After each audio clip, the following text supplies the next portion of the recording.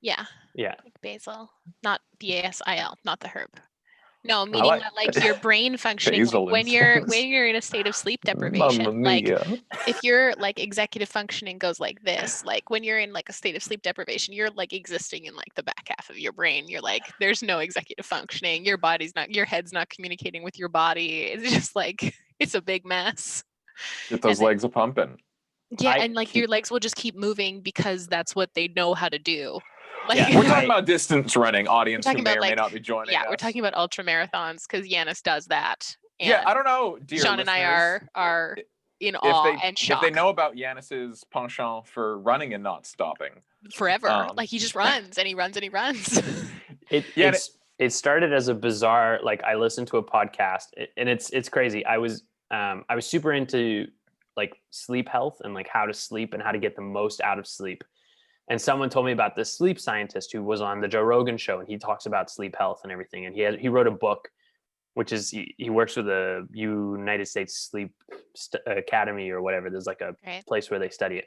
And he wrote a book, and he was on the show. And so I listened to. They're like, this buddy told me, listen to this podcast. It's all about sleep. You're super into sleep right now. I was like, okay. So I listened to this podcast, and Joe Rogan says, what do you think about these ultra marathoners who run all this time with no sleep? And he's like, well, I mean, anytime you don't sleep, anytime you go past like 20 hours without sleep, you're starting to do actual brain damage.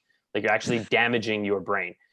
And he's like, Joe Rogan's like, oh, that's crazy. Cause like we just had this woman on who ran, and her name's Courtney Walter. She ran a 240-mile race. She ran it in 67 hours and she slept for a minute.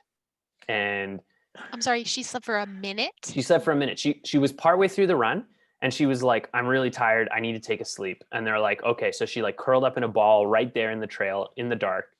And she's like, don't let me sleep too long. She said to her pacer, she's like, you have to wake me up in 1 minute. Like, I don't want to, I just want to sleep 1 minute. And the guy's like, okay. And he woke her up a minute later and she swears that it felt like 8 hours. Like she felt completely fine. Your brain is so desperate for sleep and REM at that point. She must have dipped right into REM. Like right into REM. Yeah. Like and so, your brain was doing some weird shit at that point. I listened to this podcast and I was with Courtney and she's talking about how she did it. And she's talking about like the hallucinations she had. And she saw like her famous one, she saw a tiger in a hammock in between the trees. Like the tiger was like lazing in the hammock. Oh my gosh. And she just had like these crazy hallucinations. And I thought to myself, I wonder if I could run 200 miles. And there are 3 races. Well, there's a few now, but at the time there were 3 200-mile distance races in the US. And I had a friend who was a running coach, or have a friend who is a running coach. And I contacted her and said, hey, the furthest I've ever run is 5 kilometers. Do you think I could run 200 miles and how long would it take me to get there? And she says, well, we could probably get you there in like 2 years. And I was like, okay, let's do it. Like 100%, you tell me what to do, I'll do it. Let's get there. Oh my gosh. And so that was August, like beginning of August 2 years ago. I would have run the race on August 8th, but it was canceled due to COVID. Your big race, yeah. I would have run the Bigfoot 200, which is a 200-mile race, and it probably would have taken me 90 hours, and I probably would have slept maybe 2 hours the entire time. Oh my god! So now we got to wait till next year. So we'll see. We'll see what happens. But Yanis always sends us videos to like, yeah, I know my face every time. 90 hours is like 3.5 days. Yeah. If my math is right. Yanis always sends us these beautiful photos of him at like the top of a mountain, or he's taken like a drone or something, and it's just so beautiful. I'm like, I lose my mind for the beautiful places that you see while you run. It's wild to me. And you're just like, oh yeah, I just casually did like, 40K. My favorite part is today. Always like, and I'm just like, when we're done show, because I usually do my big runs on Sunday and we're done shows on Saturday night, and I'm like, okay, I got to go have a big run. And then I send the pictures and stuff to the chat, and I know some of them people are not out of bed, and I know I'm that annoying person that like they're getting up and they're seeing like I'm already doing stuff, and I'm like, I know I'm that irritating person to the rest of the group. I always feel like we're those irritating people to you, because sometimes there's things that happen at like 12:30 at night or 1 a.m, and we're all just like frantically texting on the group chat. And then Yanis will wake up and there's like 150 messages. I can think of like 3 occasions where that's happened. And you're like, oh my God, I would have loved to contribute to that conversation, but I was asleep. Like, It was recently with the fan fiction deep dive. Oh, yes. we that love one that. kicked off. Yes, that one we kicked love off, that. and I definitely missed out on some good ones, but Our group chat is rousing and delightful. It's my favorite. it is good. But should we? Yeah, welcome to chatwater, Oh, everybody. yeah, welcome to Chatwater. We haven't said that. You're welcome here. If you thought you weren't, I'm sorry. We were late on it, but you're welcome. Take off your shoes. Make yourself Sean, comfortable. it's so nice to have you back. We missed you. Oh, fuck yeah, I missed one, didn't I? 2. Well, you were back last week. I was back last week. You were back last week, but it is really, really good to have you back. Were you back last week? Oh yeah, you were back Yeah, for it was Tim's, Tim's. but where are Yeah, my that was weeks going? good. It's almost September. Yeah, but it's good. But good to you, be here. you're back. So and you've been quarantining. You've been doing the mandatory quarantine. You're at That's the right. end now, or are you Out on Wednesday morning. out on Wednesday Woo! morning? How are you doing? Oh, fuck off. It's Is it like fucking- Groundhog Day? No, it's not like Groundhog Day, because like you can like steal stuff and like kill yourself and there's no consequences. Like It's true. here I've just accepted that I can't do anything that's like really useful. So like I'm just trying to do the least amount of bad things that'll just get me through it. I'm really just trying to like exist through this. But Wednesday morning, you should show everybody what you painted today. Actually, because I think that's people true. will like that. I'm gonna see if I can get a better thing for it to focus against, because I think the back of my hand is not. So had this mini a long time ago, and painting it these days, it's a little Look at him. focus on him. Little There it letters. is. It's focused. Oh, that's so good. The little handsome man. What a If handsome you are boy. like in painting your own minis, Adam bought one of these things. They're You so just good. They're my Stick your favorite mini in it, things. and it'll change your life. The There's first no mini more I like painted, craning. There's just like. it just fits in your hand however you want it. Unbelievable. Also, if anyone in chat would ever watch us just hang out and paint minis together, that's something we can do, because I love to paint minis and would We have a lot happily. of minis. I have, I was just saying this before stream, I have 15 minis that I need to paint. I need to finish Task. I need to finish a new Neppy mini. I've got a Bix one. I have like a whole bunch of minis that Tim wants me to paint for the eventuality of when we start streaming in person and we can play with our minis again, because So exciting. so exciting. Yeah. I kickstarted the Hero Forge color minis, and Oh, I'm so very cool. excited to see. And I'm getting the printed color one, not the professionally artist painted one. Yeah. But I'm curious to see what the color looks like in person. Ditto. It looks great on the video. Yes. But, I will in say, person.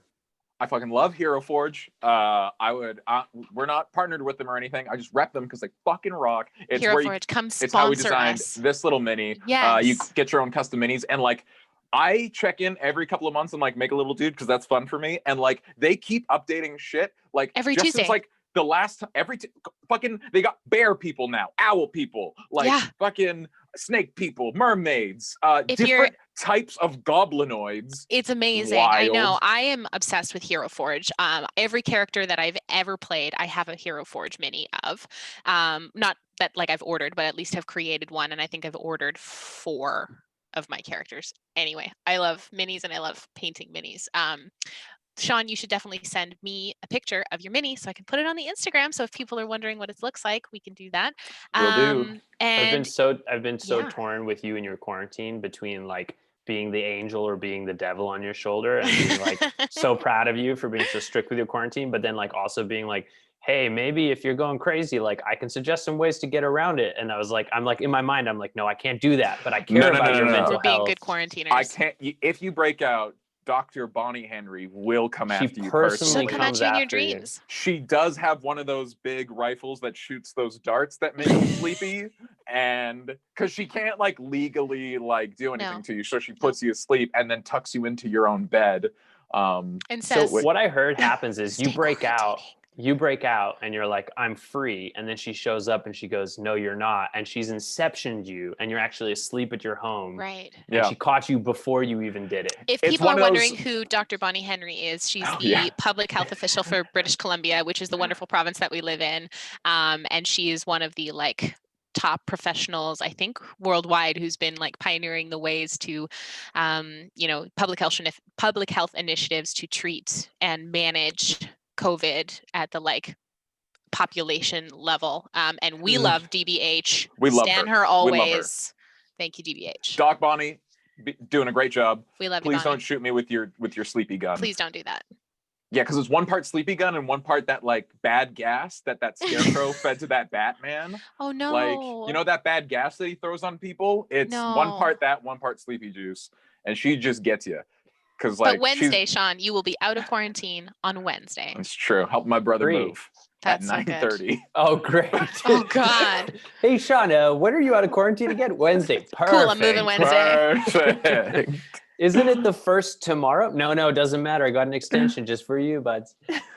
Well, I mean, lucky Sean, we just get to talk about Sean and letters this whole episode. Hell yeah, let's do it. But first, knowing Sean and his weird workout regimes, moving is probably like your preferred way of getting swole. I have been doing some weird fucking shit at home. I got it's not surprising to anybody. I got this chin-up bar, and I've been doing things that are not chin-ups on that thing. It's a lot of fun. Hey, how about we roll that intro? Let's roll that intro. Oh my gosh.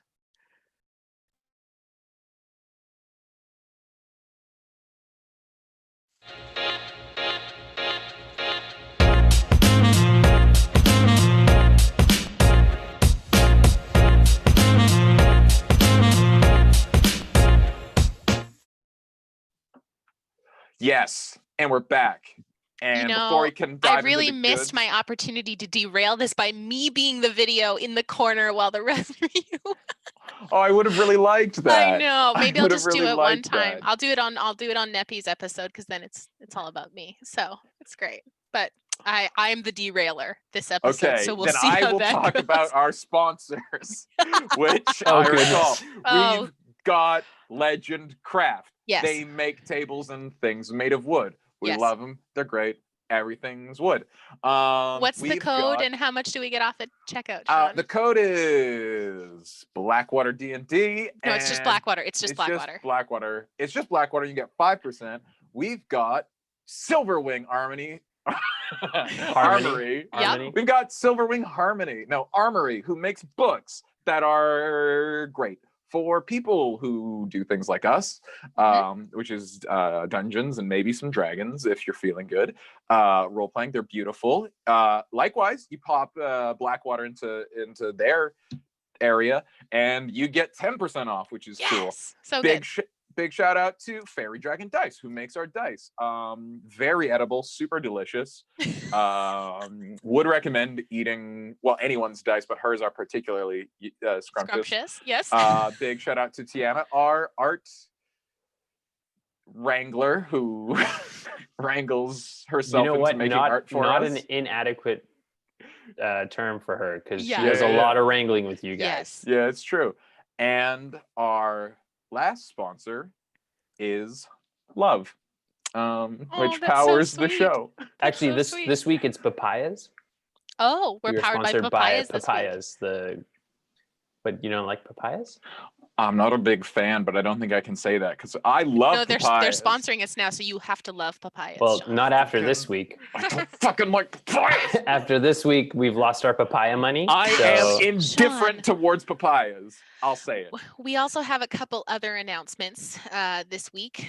There is no Wednesday show this week. This is our 1 week off. Next Wednesday, we will be coming back with Behind the Screen, another episode of that where the lads come and talk about all things DMing, and they will be joined by a guest this month. So stay tuned to our Instagram to see who that will be, and we'll probably announce that on Saturday.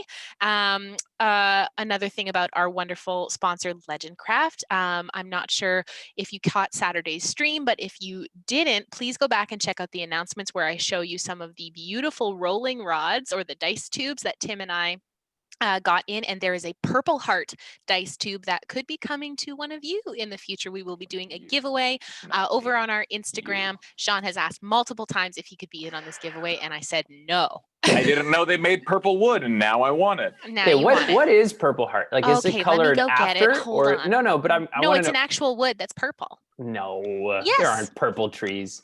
Did they make it? They made a dice tube out of beets. That's what they did. They painted a piece of wood with beet juice to make it pink, and they're like, Purple Heart wood. That's okay. Here we go. Let's see this big beet Okay, tube. Sean? Did you just pull a face to my bit? What? No, I was supporting your bit because you're like, Okay. I don't like this, and I was like, yeah, me neither. So this is the mahogany that Tim has Ooh. with the Blackwater logo Does it smell on that good? side. It smells delicious. There is also enough space filled with delicious dice. Filled with delicious dice that are fairy all dragon dice. edible. It's lined on the inside with like velvet. It's so nice, and they're tipped with brass at the end. And I think you can also get aluminum or steel on the end. So that is mahogany. Then mine is zebra wood with Nepenthe Lightkeeper engraved on the side, and that's tipped with brass as well. And these ones perfectly fit my full set of fairy dragon dice, as well as a couple other D6s. Delicious. And then this is the giveaway one. It is Purple Heart with the beautiful Blackwater B, the B and the W on the end here, tipped with brass, and then also the Legendcraft logo on the other side. It's amazing, and we'll be doing a giveaway over on our Instagram. I'm trying to think if there's any other. That is really nice. I know it's really nice, right? Check out their DM screen that they've been teasing, because it is so cool. The Vanguard, it's amazing. So they'll be running a Kickstarter probably in the next month or so. So there, if you search Vanguard, VANGUARD, RPG privacy screen on Facebook, it'll come up. Follow them. It's going to be an all or nothing Kickstarter. So if they don't get the funding, nothing will happen. But please fund them. It's going to be such an amazing product. They have a whole different line of woods. They're made of steel. They've used magnets. They're stunning. So please go get one of those. So they're made of steel. So theoretically, this Dungeon Master screen could like take a bullet for you. Like it could save your life, honestly. So if that's not a better reason to invest in a Kickstarter, I don't know what is. I was gonna say we should start talking about Sean and Letters, but like riffing on random things is very much Sean and Letters. So true. I mean, if we want to do a show where Sean is the main focus, I mean, there's nothing better than just riffing. I think that's all the announcements I have anyway. But yeah. So we should probably start talking about Sean. We did it. Yeah, talk about me. I'll ask the questions. What is your favorite thing about me? Yanis, start. Favorite thing about Sean? Physically. Oh, not physically. Yeah. I want you to objectify me real quick. Okay. I don't know if we can do that on the internet, Sean. That's exactly the place that happens, Em. The thing I think it was a strange experience for me because I knew Sean in a very casual setting, and I don't know if anyone for those who know him outside of his acting or Blackwater know that he has a very sort of like unique style and like way of coming across, that he's very much who he is, and he doesn't really care about how he's perceived, or at least he doesn't play off as though he cares about how he's perceived. But I remember I did the Deadly Class pilot with Sean, which we've spoken about before, and then I had the joy of doing a couple days just working on the show when it was in season, and I specifically took photos of the monitor of a shot of Sean because they framed him and he was lit, and I was like, damn, he's good looking. Like he's always good looking, but there was like a particular, like they lit him and he was in costume and he was, and I was like, damn. Like we talk about, Em and I have gushed over Henry Cavill's jawline all the time. But Sean, I'm telling you, he can give him a run for his money. Yanis, it's very funny you say that, because when Sean was like, what's my best feature? Or please talk about what you like about me physically, my first thought was, you got a great jawline. Fucking great jawline. Great job. And he's I blushing. regret having see that asked blush? this question. This is meant to derail you, and it has derailed me. Good. That's our goal this episode, is to derail you for Sean, you know how You bad played the Uno card on me. You know how bad you do with flattery. I don't know why you asked us to flatter you. I don't know. Quarantine's been getting to you. Yes. He's got 3 days. 3 days until Sean can break out of quarantine. Basically a day and a half. Like, what is today?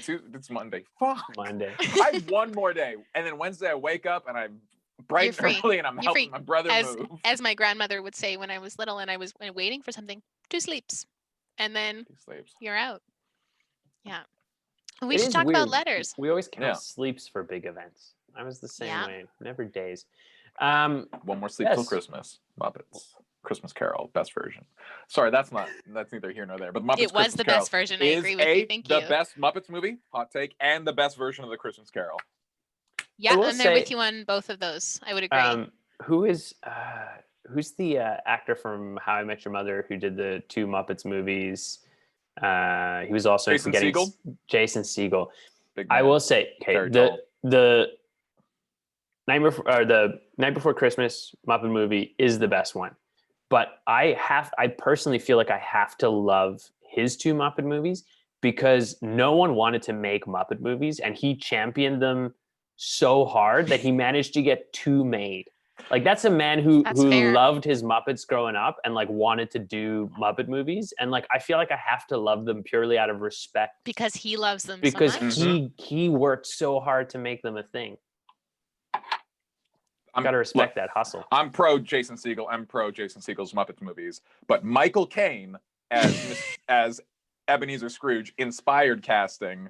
And very good. And we all know your love of Michael Caine, Sean. We've never touched on that before. You and I have talked about it. Oh, that's true. Do you do a Michael Caine impersonation? Everyone does a Michael Caine But impression. Do you do a Michael Caine? No, I don't like lead with it. Like, if everyone... Actually, no, I do do a...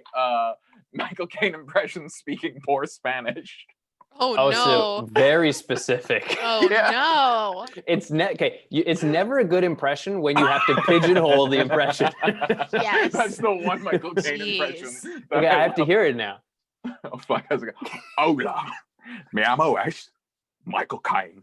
It's pretty good. That's not bad. Yo, wait, fuck. Yo, tango, tangerino. The size of a ruby. Wait, fuck. No, he got it backwards. The diamond the size of the tangerine. I can't be the one who stops us from derailing. That can't be my job. No, this is welcome hell. To my whole life, you guys. This. Welcome to my whole life. Now I am seat perching. I never seat perch because I'm too big for chairs. Sean, there is no failing at chatWater. My feet and my butt are touching the seat. That is what I'm doing right now. chatWater is entirely what we make of it, and we will get to talking about this. Is the whole premise of the show. chatWater will get there. Hold on. Eventually. Chat has made a very, very good point here. I've caught out of the corner of my eye. No. Cody, our very own lovable Cody, has a very strong disagreement with you, Sean. What? Muppet Treasure Island. No. Is the greatest. No, with Tim Curry. No, fuck off. I mean, Tim Curry. Look, Tim Curry is great. No. It's not because Tim Curry is not good. He is fucking great as Long John Silver. His one song, boy, does he make that like that's his thing. He does like the 2 laugh. Bit just okay. The lead, not great. That little boy, get rid of him. That also, wow. Also, like hot takes with Deppner. Here we go. Here's the thing. Fucking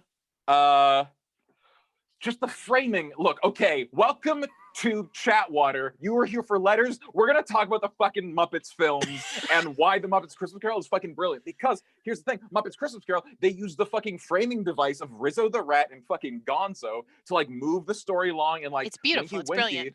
And that allowed like fucking all the like fucking Michael Caine shit to be super earnest. Also, fucking Kermit the Frog is Bob Cratchit inspired. It's beautiful. Like fucking the Tiny Tim version of Kermit, the little frog. That's just Tiny Tim. He's not even in anything else. They made it just for that. The fucking puppet design of fucking Christmas Present, which is just the giant like Santa with the beard. That like, come on, fucking you, fucking Sean. Cody, This Christmas, do you want to watch Muppet Christmas Carol with I me. watch Muppets Christmas Carol every year. Well, I would like to watch it with you this year. Okay. My mom and I watch Die Hard together every Christmas Eve. That's also good. Muppets Die Christmas Hard Carol, is a Christmas cool movie. 107 minutes. You just blow right through it. It's great. I miss when movies were like an hour and a half. Like when you were like, oh, I'm going to watch a movie and it takes like 90 minutes, 100 minutes your tops. life. Yeah. Now it's like 3 hours, or like you're watching like a 10-part miniseries, or, you know. It's an investment. And It is. speaking of time, it is time for us to talk about letters. So let's talk No, about we've letters. got- 'cause M, it's- M gave up. She couldn't do it anymore. I can't She do couldn't it do it anymore. anymore. I can't fucking do it. She's you like, guys. there's too much shit to get through. There's too much shit to get through. We I have don't to talk know. about letters. This is chatwater. We I have to will talk about say letters. that ever since Lord of the Rings, the special edition has come out, anytime there's something in my life that takes 3 hours, I'm like, is this worth doing? Because I could spend these 3 hours watching Lord of the Rings extended edition. Like, what do I want to spend my time on?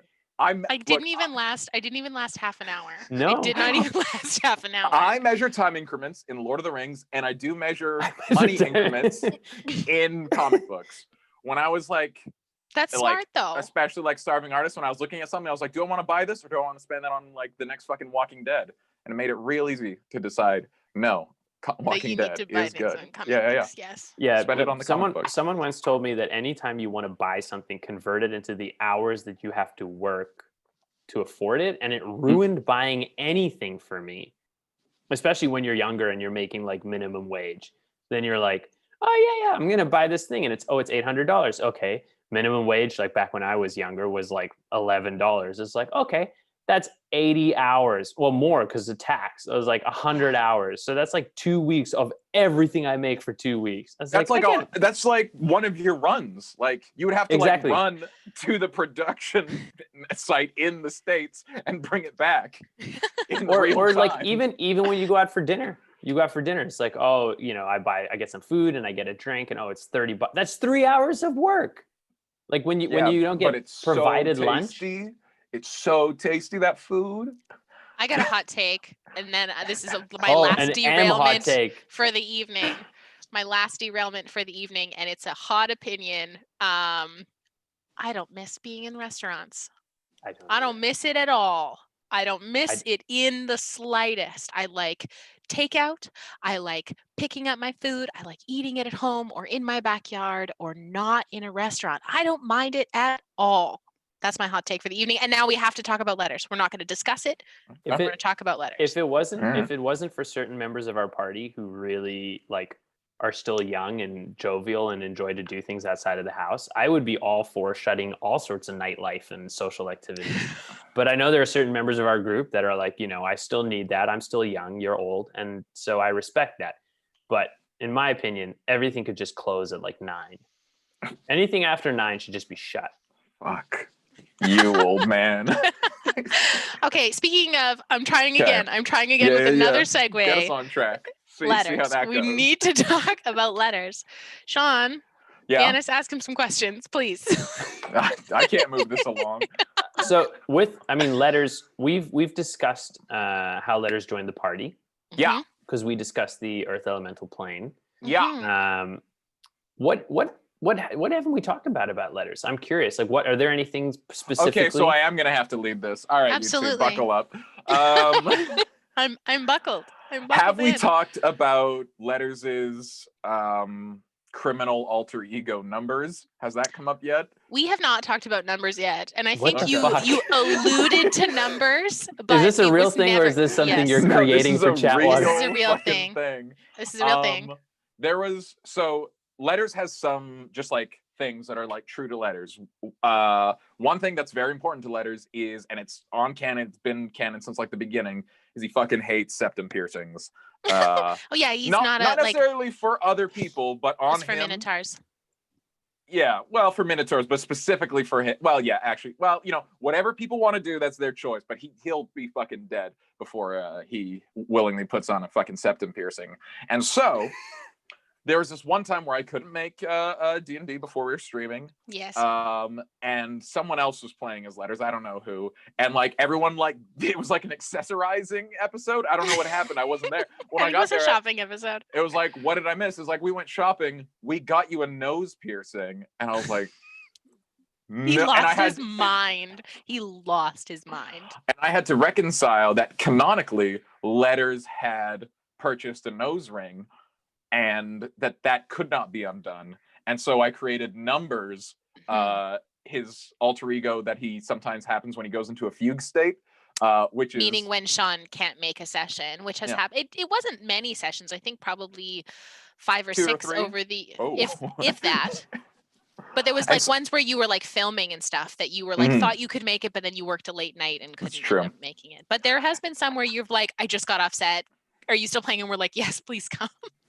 So that is to say that who knows? There may be times when I again will be shooting, and the mantle of Numbers will have to go to. What I've decided is the next time we have to decide on Numbers, I want it to be rolled for. Just on the day, we're just going to roll like a D6, and whoever gets it has to be Numbers for that day. And you just have to do your best Letters impression. As someone who has had to be Numbers, you bequeathed Numbers to me when you're like, I'm going to be away this session and I need you to play Numbers. I was like, you want me to play Letters? He's like, no, I want you to play Numbers. I was like, okay, please tell me how to play Numbers. He's like, that's the thing. I'm not going to tell you anything. Numbers gets to do whatever he wants, and whatever you think is the right thing to do for Numbers is the right thing. And I'm like, this is too much power. I don't want that kind of power. So Sean, you're a person who likes to rationalize things and have explanations for things. How do you what is happening to Letters when he is Numbers? Like, is he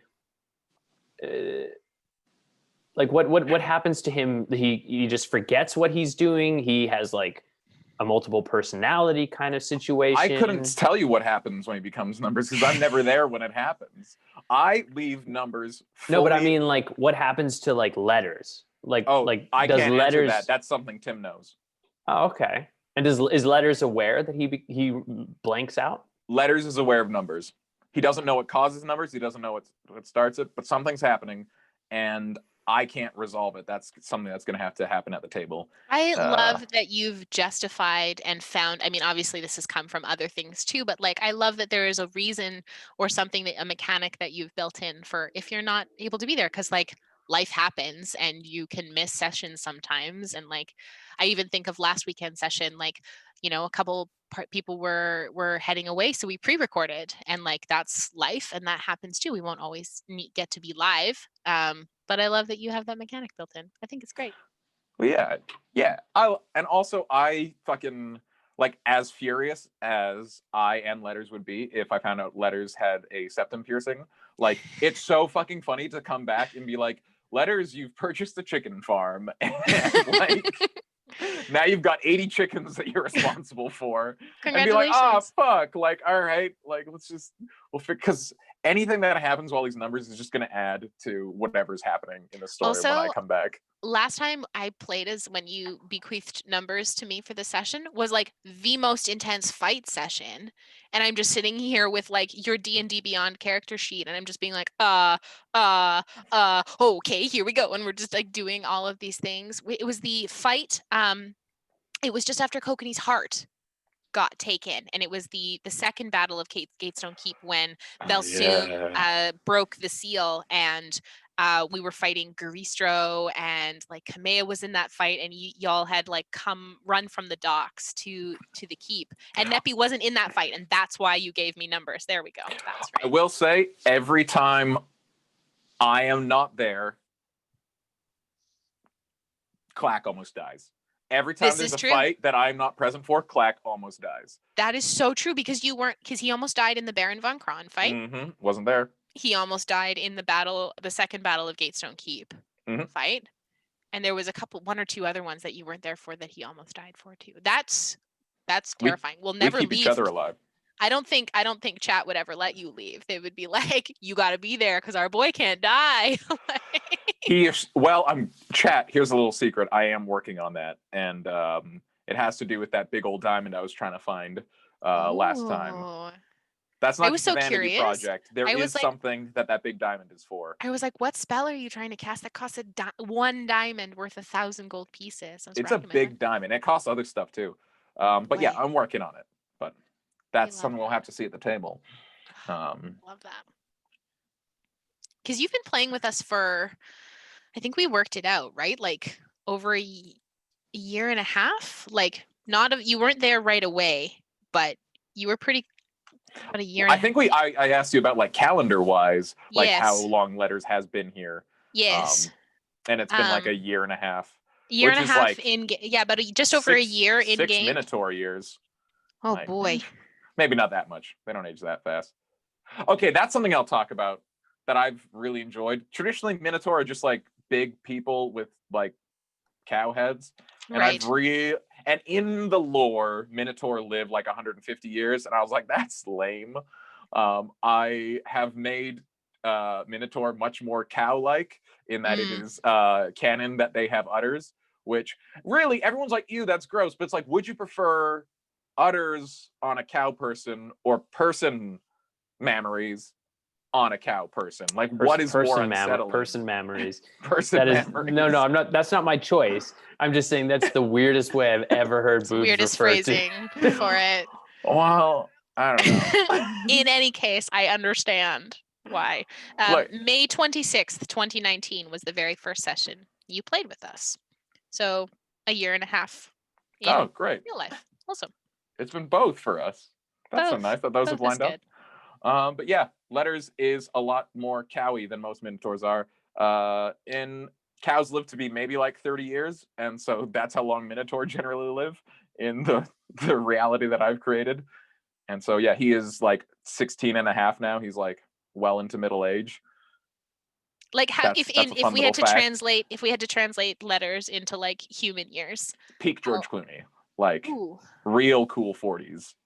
We like that. So hold on. I don't actually have a gauge of how old George Clooney was when. So are we talking like ER or are we talking 11. like Ocean's 11? Ocean's 11, peak George Clooney. Have you ever noticed, to derail us a little bit here about George Clooney? I get the George Clooney hype. Like very, very good looking. Ocean's 11, great. End of ER, great. But if you look back to like exquisite. If you look back to like early seasons of ER or like pre-ER, I don't really know what's going on there, because it's like it's a lot. Like he really grew into it in his old, like he was not super good looking in his 20s. I mean, I don't know if that's I don't know if that's a hot take, but I haven't seen early ER ever. So that's a tough one for me to I'm just speak saying, on there. Early George Clooney is not as good looking as you think. Interesting. Okay. I can file that one away. Yeah. And now I know if I try to imagine George Clooney, I'm like, take it down a notch. I have a great George Clooney story, and I don't know if this is now the time to tell it. I mean, I feel like we're all just derailing each other at this point. So okay. So I heard this story from someone who actually knew him. I guess they probably still know him because they're both still alive. But they knew him quite well, and this was before he became like super, super famous. And he was living in LA, and he had this roommate, and he was going out for auditions and whatever. And the roommate had a job during the day, and it had this cat. And George Clooney was like trying to be a good roommate and kept like cleaning the litter box of the cat, but never telling his roommate that he was doing this. And so the roommate came to him one day and was like, man, the cat hasn't been pooping. Like I can't find any poop in the house, and like I can't find any poop in the litter box, and it's been like a week, and I'm starting to get like worried. And George was like, yeah, I don't know, that's pretty crazy. And so George so I don't know, this is kind of like a common knowledge thing about him, but he's a very big practical joker. And so he's like, yeah, I don't know. And so he let it go for like a couple more days. And eventually the guy was like, I'm seriously worried about my cat. Like he is not pooping like it is. And George is like, I'm sure it'll be fine. Like, don't worry about it. So the next day, George Clooney took a poop in the litter box. Like a huge human poop. George! A huge human poop in the litter box. Oh my God. And the roommate comes home and goes, like bursts in the room. Is like, what the fuck? The cat took the hugest shit I've ever seen in my entire life. George's like, that's crazy. Chatwater, where you'll learn things about George Clooney. Now where you'll learn things about ultra marathons. This is a story I heard through like a few barriers. So there might be, I don't know how much truth there is to this story, but it's a great story. That's part of this story is he'd be like, oh my God, that's crazy. So you're going to take that out, right? Like, I'm not going to deal with that. His roommate. Then he gets his roommate not only to believe that the cat took a crap, but to literally clean out his own poop. Oh, and happily too. That roommate would be stoked about it. Jeez. Chatwater, this is the kind of content you come here for when we try and talk about Sean Deppner. And we end up talking about George This is Clooney. what happens when I don't do like what I usually do, which is like go through our show notes. And then you're like, oh, let's start the show. And I'm scrolling through down to the letters thing, and it's like blank. And I'm like, oh shit. There's stuff in there. I mean, yeah, there's stuff in there now. Like there's literally stuff literally just appeared. It's been in there for weeks. Don't come for me. Don't at me about it. I'm just saying your derailing was to provide me with no questions. Was I the person holding us together this whole time? I think look, this happens when Yanis disappeared, we fell apart. And now I am because I can't help you here because I'd feel weird like asking myself questions. And now we're falling apart all over. We are actually like the perfect trio. Quad with Cody. What do you call that? Quaddy. We're the perfect quad. Quartet. That's the one. It's better than quaddy. Whatever the hell quaddy is. Sean, I think it's pronounced Cody. It's pronounced Cody. Cody is the glue. Honestly, Cody is. No, it is. He left for one show, and we literally fell apart. And we're just all falling apart. Okay, I'm gonna try and not derail us because I've done enough of that this evening, and that's not my role. And I know it. Yes, lore keeper. Yes, lore keeper. Sean, this is a question that I really like asking, and I think I've asked maybe one or two of the cast it so far. But in what ways is Letters like you? He loves a good bit. Letters is more of a shit disturber than I, though. Like, he loves stirring the pot, and I always want to, but then I don't, because, like, who needs drama? But, like, social convention says you can't. Social convention says I can't, so Letters love stirring it up. But I guess in a more significant way, how's Letters like me? I mean, probably in a lot of ways. But, like, let's get real. I think, like, one thing that I like about playing Letters is that Letters has a charisma score of 13.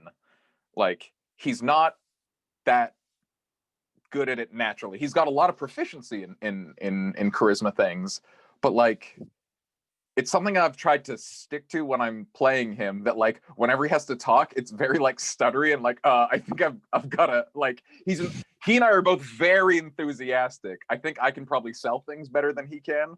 And that's something I hope comes through in the play, that like he's, despite having a lot of confidence, he's not that effective a speaker in most like public situations. I love that. Yeah, because nothing makes me more upset than like people who have low charisma stats trying to play it like they're like, and I'll persuade everybody, and it's like, well, you're not going to have the roles for that. Mm-hmm. So we're both fairly confident in ourselves. We both love a laugh. We both love a good bowl of oats. Oh, fuck. I mean, I don't have much entrepreneurial spirit. Well, that's not true. I'm always fucking working on shit, but he's like business. This is a tough question. I don't know. How do you think I'm like Letters? You know me pretty well. Let me turn it around. Oh, boy. I mean, I think that... Oh, wow. We're going to get real on Chatwater. Yeah, let's do it. I think that both of you are very much like, there's a lot of laughter, and there might be a lot of like joking around and like running with bits and stuff like that. But underneath it is just like so much heart. And there is like this beautiful sweetness and considerateness to both of you. And I'll speak to making you blush. Why do I keep setting myself up for this? Yeah, you're asking me. You were just like I'm asking me to literally just am. dunk it. But like I think of moments, some of my favorite moments with letters, and I have many, because Sean, I will say this, you are one of my favorite players to watch at the table. And I mean, like, I love playing with this group of people so fucking much. And like everybody at this table is like, I could watch them like role play for hours. Just like Callie and Kamea, I could just watch Tim and Lennon do that for an entire session. Anytime Spooky goes home to Barnwich, Kokanee and Arathis, like, but there's these beautiful moments that Sean has that you have as letters with NPCs that are just like, it's almost like when letters just kind of like, I feel like letters carries himself a very much like chin up, shoulders out. It's those moments where he just relaxes for a moment, and it's like this beautiful heart and this like very kind soul who just wants to help make people happy comes through. Every moment you have with Daliath is like, I fucking love Dahlia.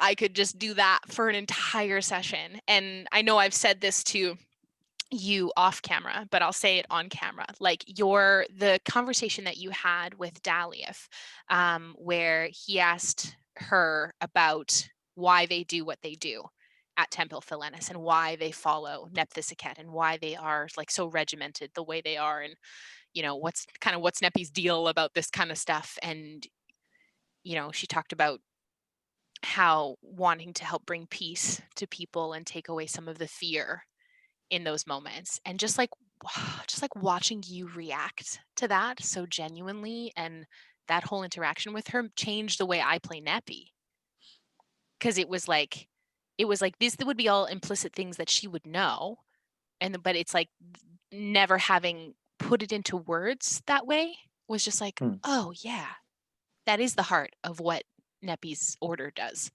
So it's very cool to share space with someone at the table, who I have so much respect for as a person and so much respect for as a role player and a person that I play with, change and impact my game so much. So yeah, that's what I like about Sean and letters. I'm going to just compliment you for the entire hour. That means a lot. And that has given me something to jump off of that I've been thinking about. Please do. Is when we're talking about like journey, because I feel like that's something we should touch into. Hell yeah. Let me rail us. The opposite of derailing is railing, and I don't like using that as a verb. No. So we'll move right along. Is the physicality, and just letters coming in, very much from he's got the entertainer background of the gladiator, and he's literally been a gladiator, and how the thing that I've really enjoyed playing letters is just the perhaps subtle change of like life priorities and like contextualization of his own life, like since joining the party and leaving the elemental plane of Earth. And I'm trying to figure out ways that I like examples that I can use rather than like my plans, because it should happen at the table. But like initially joining the group, like he was very much living like day to day, and it was like, yeah, every day is a bonus. Like, sick. Now there's Ocean. That's rad. You guys want to fight some people? You guys seem cool. Like, yes, let's go for it. Like, yes. He's a very yes and kind of guy. And now he's getting to the point where it's like, oh, I've been alive like this long, and I have reason to believe that I will continue to be alive. And so now he's looking at his life in a more with a longer lens, which has never really happened before. And we'll see how that manifests. I have plans within plans within plans. But I've really enjoyed a kind of mellowing of letters that has occurred since playing. And I, we're very much in the middle of that right now, and I have ideas of where that's going to go, and it might go somewhere else. But I have enjoyed the journey thus far. Yanis, take the reins. You had such a great moment. Yanis, take the reins. Yana, take the. That's great. Yeah. I literally new T-shirt. Wait, but you're spelt differently. Oh. Literally, it took me so long to not hear Yanis every time someone said Yanas. when we started streaming and I'm listening and I'm like trying to like pay attention if there's any issues, and every time someone goes Yanas, I'm like, what? Is there something wrong? Oh no, not me. Not you, it's okay. No, I was gonna say you had such a beautiful moment last session with Callie. And to speak to what Em was saying before, like I think the biggest similarity I know between you and Letters, and it's very much what Em was saying, is you guys both have such an emotional depth that you hide behind the goofs. Like it's very easy to be like, oh, he's just a goofy guy, and then you get to know them and you're like, oh, there's a lot going on. There's a lot of understanding, there's a lot of respect. There's like a lot of like appreciation for things. Because neither you or Letters are one to really like, you toot your horn, but in very much like a joking fashion. Like the things that you should be tooting your horn about are not things you bring up. They're like secondary. Do you know what I mean? Like the things people would be like, holy shit, like, I didn't know Sean was like that, or I didn't know Sean did that, or I didn't know Letters did that. That's not the things you guys talk about. You talk about the things that are like immediately obvious, and in a joking manner. And I think that's like literally the reason that I sometimes have a hard time telling the characters apart, is because like I know you guys are different and you're very different in your views and like that kind of thing, but it's the same sort of like feeling of like, joke, it's all fun and games, but there's a lot happening under the surface. Let me hop in there real quick and deflect that.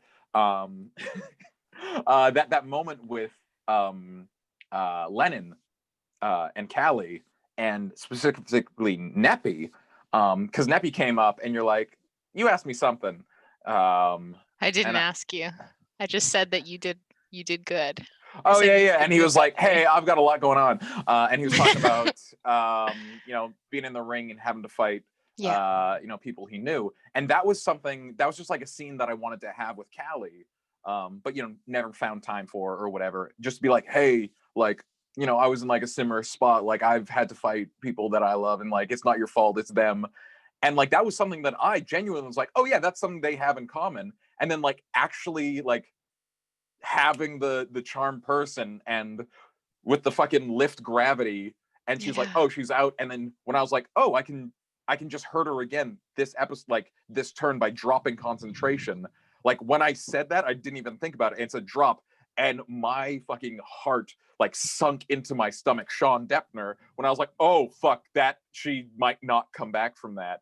Like, and so like that fucking thing where it's like, fucking Callie, I'm sorry, I didn't realize that's how it was like. That very much came from me being like, oh, the thing that I was gonna say is really useful, and it's not at all. Like, and it was kind of one of my, I'm never happier playing D&D than when I am surprised by myself, where like something happens and I was like, I thought I would feel this way and I'm feeling another kind of way. And so that little I didn't know it felt like that has been like one of only maybe 3 moments that's ever happened where I've, like, me as Sean Deppner has been like, oh fuck, I think I've changed a little in like my understanding of life. I was gonna say, like, you've been playing D&D for so long, probably the longest out of most of us here in the group, at least. But like, I'm curious, I suppose too, like, talking about the gravity. Oh, bad choice of words, Emma. Thank you. The weight of that moment, and have that being like one of few moments. Like, how has this campaign differed for you than potentially other campaigns that you've played in? Okay, now it's time for me to toot your fucking horns. Get your horns ready, because I'm gonna toot them. Okay, I'm ready. This has been the most like committed group I've ever been in, just purely based on like fucking literally every week, but everyone shows up, everyone like knows how to fucking play, which sounds like a given, but trust me, isn't. Like everyone is down to play with like the mechanics, but down to fucking like play with their squishies between the rib cage. Like everyone's down for that. And D&D is 100% a game that the more you give, the more you get. And so like this group is incredible. It's my favy. Like, yeah, you guys, you're like family. Like seriously, I'm like, these are my favies. And I've forgotten the question. How have I changed? How have how is this different from other groups? How is this different from different groups? Well, also the fact that it's like televised or streamed or whatever has added like my consciousness of the play, which has made me a lot more critical of my own play, which has made me a much better player, I hope. I have actively tried to not take up less space, but yield the space more, because and Yanis knows this because we were playing prior to this, like when I get on a tear, I can really monopolize a conversation. And just like the act of like seeing myself in a box, 1 of 9, I was like, Sean, you need to take up 1/9 of this game, and you're maybe taking up like 1/3. Like, dial it back there, bud. Be 1/3 of yourself. Pick your moments, fucker. Like, but yeah, how is this group different? Yeah, all of that, and also like Tim is just fucking incredible. Just like a DM that you just can never pull a fast one on, because like I have like my style of like, let's fucking talk to that bartender and like see how their marriage is doing. I've just always done that. And like a lot of DMs just can't really fucking roll with that. And you can see this like, oh no, I've pulled back the seams. And to play with Tim, who's like, well, you know, my wife has been spending a lot of time at the pottery class, and I'm beginning to think there's no pottery class in this town. Like, he'll just give you something and it's like, yes! So like, that is all such a joy as well. Yeah, this party's the bomb. This party's the biggity bomb. Biggity bomb for sure. 100%. And I mean, like, I echo all of those things. Like, this is the most like most dedicated campaign that I've been a part of. The one, like, the character that I have spent the most time with. And I think like for me, for some of the like the moments that Neppy and Letters have shared together are some of my favorites. Like, there is like, I have like, as the person who keeps the lore, I have like a very good recollection of like a lot of different types of interactions. Like especially since we've started streaming, every conversation that is had is logged, not word for word, but the gist of what is had in those conversations. And like, I can tell you like who talked about what, when, in the older stuff. Do you log those like in real time? Like, are you I just did, like, yes. geez, wow. Like when we were, I'll pull up an earlier session before we started streaming. Yeah, like the fight, Wait. Does that mean you keep track of all the goofs and gaffes and tangents? Yes. Like, so do you have like a little sidebar that's just like spoofs, and then another one that says goofs, and then another one that's gaffes? It's just like I have an arrow system. So it's like there's certain types of arrows when people are going off on tangents about things that is like, this is not directly related to the conversation, but this is a tangent that was explored. Okay. You have so many of those. Like, I love you dearly. And you have so many of Got those. A quiver full of arrows. Quiver full of like squiggly arrows. Like the Elder Brain fight. I logged that. Such a good one. I logged that in real time. Like every line of what happened, I logged that in real time. Yeah. When Finnan died in the Underdark, I logged that in real time in those notes, and I'm like actively role playing. And also the second I'm not involved in something, I'm like watching and like I almost gave myself tendonitis one time because we were in a lot of battles and I was writing really quickly. You got to Yeah. learn like the what the stenographers use. Okay, so hear me out. There's So he goes now I'm derailing. Yes. There's a Gold tablet star. called a Remarkable. That is you can write on it with a stylus. And it's like paper. It's like It's very real thin. paper, yeah, and then it records it. Yeah, that's what I want for campaign 2. Remarkable. If you're watching this ever, please send me one. I will sing of it to the high heavens. Anyway, like some I'll get back to my point. As someone who has like seen so many of the interactions and been there for all of them, like I've never missed a session. So like there was some time early in the beginning where stuff would be going on and I would be with our little one when she was very little in the other room. But some of the moments that Neppy and Letters have had together have been some of my favorites. Because I think that there's just like,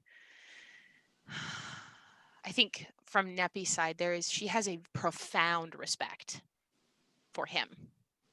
Like she has a very deep respect for Letters. Why though? Like it's your episode is like in 2 weeks. We can have a little sneak peek.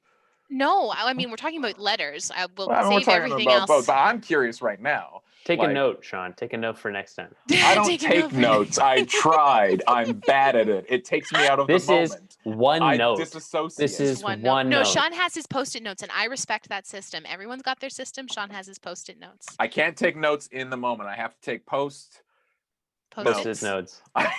You take Post-its? Yeah. I take Post-its, and it's only what I vaguely remember, and most of it is just proper nouns. It's just names honestly, and places. It's names of NPCs and different ideas for drink names that I haven't used. Honestly, yet. that's all of the notes you need for that maybe one day future upcoming Blackwater bar and grill menu and cocktail book. Yeah. One of the notes that I forgot that I took, it just says Zorn hogging. Zorn what? Zorn hogging. And I don't know what that refers to. Like, because we know what Zorns are, but I don't know what Zorn hogging is. But I was like, that's a good enough thing that needs to be a post-it that I always look at. Past Sean trying to do future Sean a solid, and it's just Zorn hogging is what came out of it. Anyways, yeah, fucking why Neppy gotta respect Letters? Like I get like respecting Letters because like he'll bop you if you don't, but like a profound respect, that seems bizarre. That's a weird choice. That's a weird character choice. I don't think so. If you consider like who Neppy is as a person and what her order stands for, like Letters looked death in the face every day when he was in the pits. Oh, okay. Oh, okay, that makes sense. And like not to mention like Neppy is sort of like she's very much like a carer of the group. Like she looks after the group and she's seen what you do for the group. Like you haven't just had good moments with Callie, like the moment you had with Matt's character, whose name is Kokanee, at his wedding. When was it the wedding where you guys got scars? Yeah. Mm-hmm. Like that was another like absolutely fantastic moment. Beautiful. Oh my gosh. Candy. Like you share all these great moments with different people, and like Neppy's someone, and correct me if I'm wrong, Anne, but Neppy's someone who really places like a lot of emphasis on like family and like the group being together, the bond. And so she sees you working in the shadows, not sort of like super blatant about it, but like you're always there to sort of like lend a hand or make sure people are okay. Neppy also really respects that in a pinch. Like, I mean, anyone would in the group, but I think that there is that Letters would show up. Like you don't have to give him a reason. Like if you said, hey Letters, I need you, he would show up. He does keep his 7th level spell slot just always ready, for the teleport. He keeps it open. And and I think that that's something that Neppy and Letters connect on a level that it's just like, and I can imagine we'll talk about this more when we get to talking about Neppy, but there is a weight that Neppy carries a lot, whether that's self-imposed or actually needing to carry some weight of like needing to do specific things and being able to perform certain abilities. But she also sees that Letters carries a lot of weight. Well, yeah, but he has really good technique. And so, He like, does. if you're having a hard time carrying the weight, like, he read a really good book recently. Yeah, and, Neppy like, needs he to can learn how to give you like some- squat It's better. a lot of the legs. I mean, your form is really dog shit. Thank you and so you're much. gonna fuck up your Yeah. back. Yeah, thank you. Maybe Letters can teach Neppy how to Letters you know. 100% can. Well, that's like, I think about like why she Teaching asked Callie to him, flex her brain.